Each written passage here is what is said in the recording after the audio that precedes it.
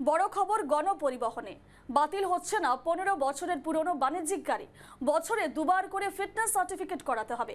পরীক্ষায় পাশ করলে শহরের রাস্তায় চলাচল করতে পারবে বাস। বাস মালিক সংগঠনের দীর্ঘদিনের দাবিতে নীতিগতভাবে রাজ্য পরিবহন দপ্তর সম্মতি জানিয়েছিল আগে। অবশেষে যুক্তি মেনে নিল হাইকোর্ট। কলকাতা হাইকোর্টের সিঙ্গল বেঞ্চে রায় চট্টোপাধ্যায় রাজ্য সরকারের আর্জিতে সাড়া দিয়ে আপাতত 15 বছর বয়স পেরিয়ে গেলেও গাড়িটি যদি রাস্তায় চলার ক্ষেত্রে ফিট থাকে তাহলে চালানোর অনুমতি দিলেন। কাল রাজ্যের সঙ্গে এই ব্যাপারে 6টি বাস মালিক সংগঠনের সমঝোতা চূড়ান্ত হয়। প্রত্যেকটি সংগঠন বছরে দুবার করে ফিটনেস সার্টিফিকেট বা স্বাস্থ্য পরীক্ষা ইস্যুতে সম্মত হয়েছে। এ নিয়ে আরো বিস্তারিত জানবো। আমাদের সঙ্গে এই মুহূর্তে রয়েছেন আমাদের কলকাতা থেকে প্রতিনিধি দীপ ব্রহ্মচারী। দীপ, একেবারে বাতিল হচ্ছে না 15 বছরের পুরনো বাণিজ্যিক গাড়ি, কি জানাচ্ছেন?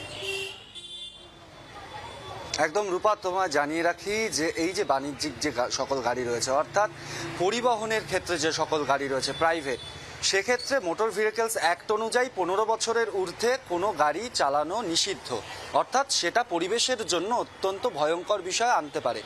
তবে তাদের যে দাবি ছিল যে এই যে 15 বছরের মধ্যে তাদের প্রায় 2 বছর থেকে 3 বছর নষ্ট হয়েছে। কিভাবে নষ্ট হয়েছে? করোনাকালে যখন কোয়ারেন্টাইন চলছিল সেই সময় কিন্তু এই গাড়ি সব বন্ধ ছিল, অর্থাৎ তাদের ব্যবসা বাণিজ্য একেবারেই লসে চলছিল। তার জন্য বারবার এই মালিকেরা তারা বলছিলেন যে 15 বছরটাকে আরেকটু বাড়িয়ে দেওয়া হোক, যাতে তাদের যে এই 2 বছর বা 3 বছর পিছিয়ে পড়েছিলেন তারা যাতে এই পিছিয়ে পড়াটাকে তারা শুধরে নিতে পারেন। তবে তারপরে বিভিন্নভাবে তারা আন্দোলনে নামেন, কখনো কখনো বাস বন্ধ করেন। পরে রাজ্য সরকারের সাথে পরিবহন দপ্তরের সাথে বসে তারা একটি চুক্তি স্বাক্ষর করেন যে ঠিক আছে, এখন থেকে যে সকল বাস 15 বছর পার হয়ে যাবে তাদের 2 বছরে প্রায় 1 বছরে দুবার করে ফিটনেস সার্টিফিকেট করতে হবে, যার দাম পড়বে প্রায় 12,500 টাকা। এবং তার সাথে সাথে দুবার করে তাদের পলিউশন সার্টিফিকেট করাতে হবে, যার দাম হচ্ছে 100 টাকা।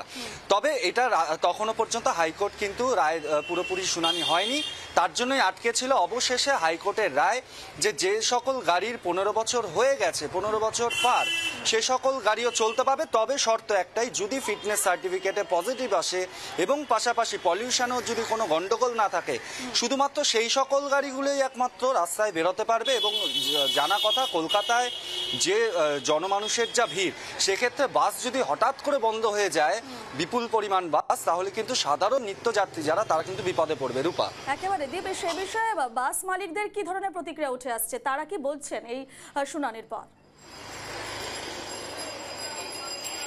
দেখো, এই শুনানির পর তারা অত্যন্ত খুশি, কারণ বিভিন্ন অনেক ধরনের বাস রয়েছে যেটা 15 বছর পরেও ফিটনেস অনেকটাই ভালো থাকে।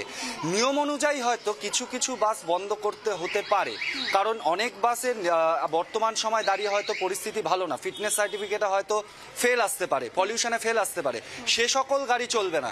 তবে বাস মালিকরা রাজি হয়েছে এই বিষয়ে, যে সকল গাড়িতে 15 বছর ঊর্ধ্ব যে সকল গাড়ি রয়েছে, সে সকল গাড়ির যদি ফিটনেস সার্টিফিকেট সঠিক আসে এবং পলিউশন সঠিক আসে, তাহলে তারা চালাতে পারবে। এতে অত্যন্ত তারা খুশি।